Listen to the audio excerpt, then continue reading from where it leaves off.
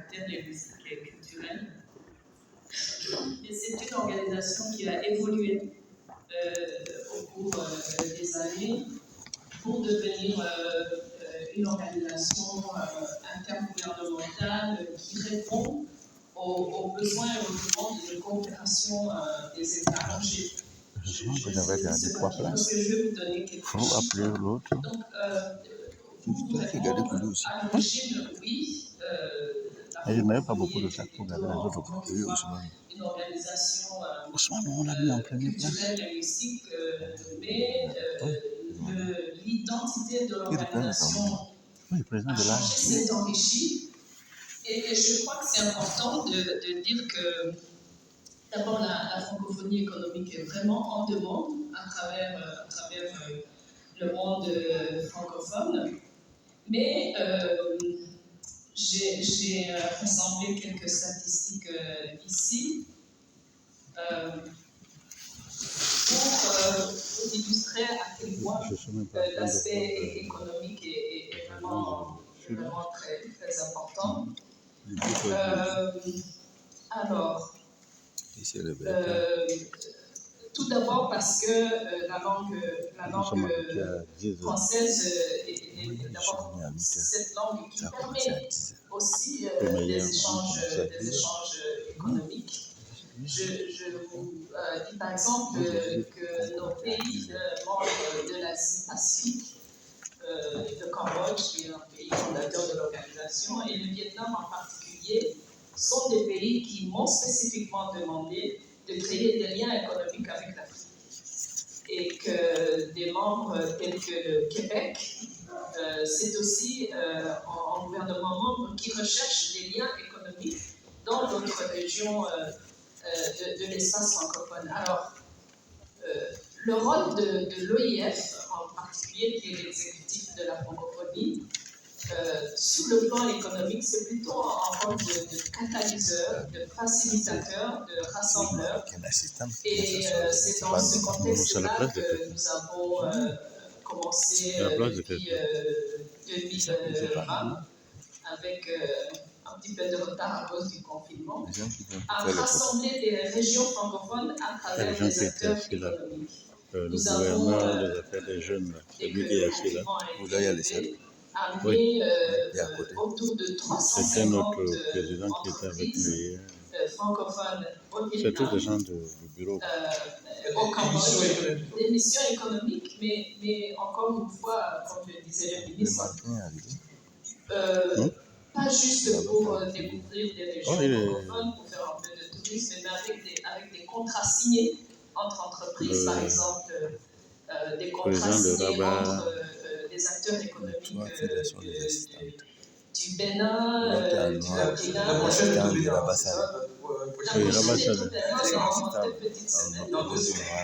Ah oui, l'État du 17 au 19 juin.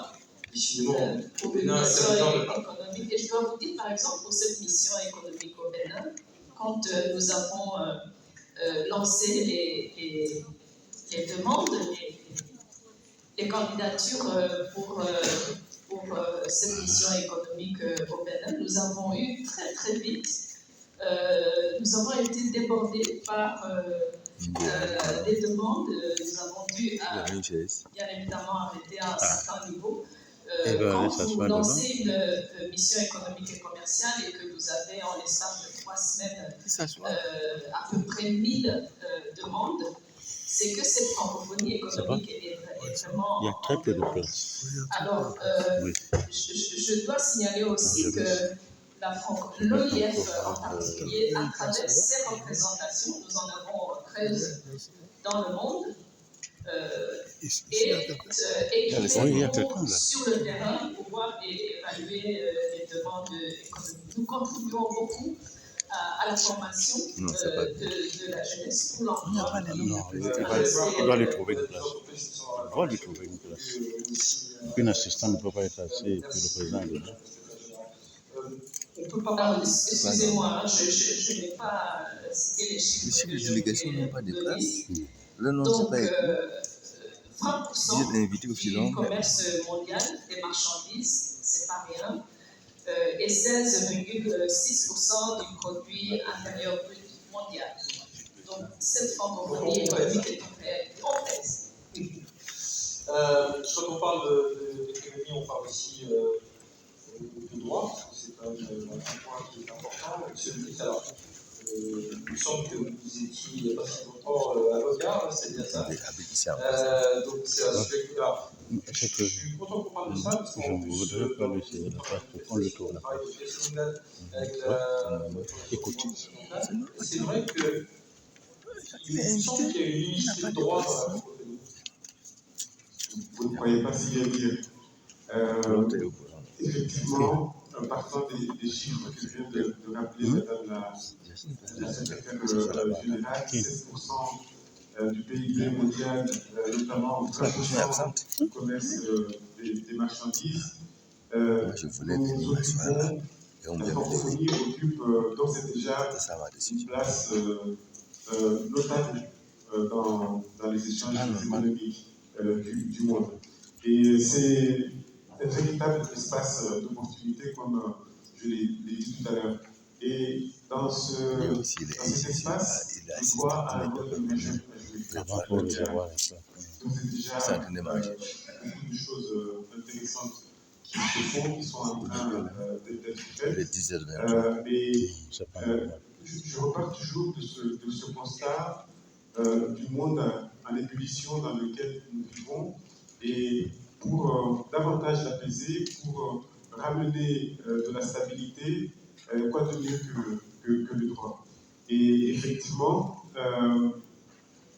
le droit a un rôle central et peut avoir un rôle de plus en plus important dans l'espace francophone, parce qu'il est celui qui garantit les droits des citoyennes et des citoyens.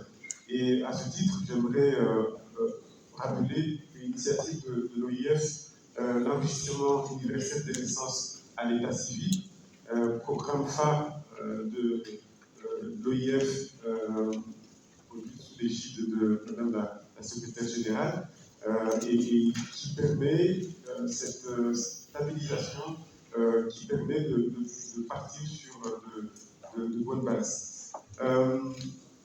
Il faut que ce droit s'adapte aux mutations économiques, aux mutations de tout genre, et notamment les nouvelles technologies, l'intelligence artificielle.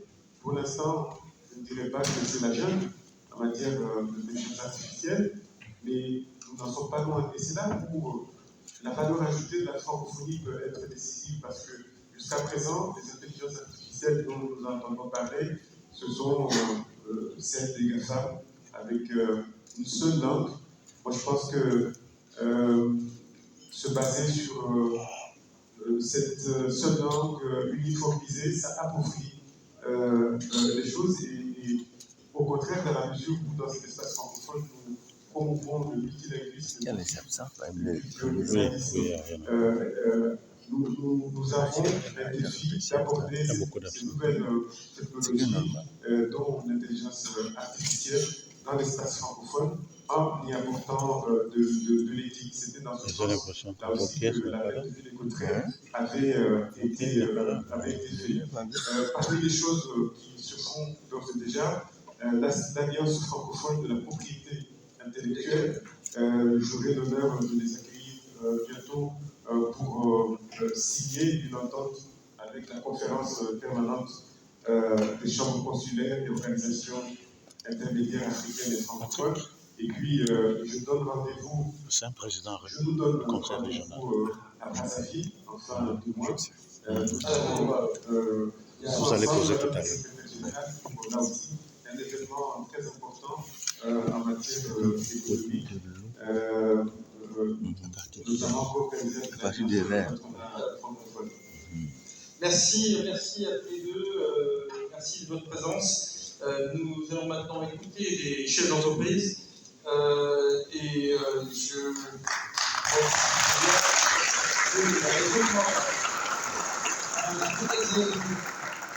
Christophe Eken, à Tarak Cherif, à Isabelle Zeriti, de bien pouvoir venir.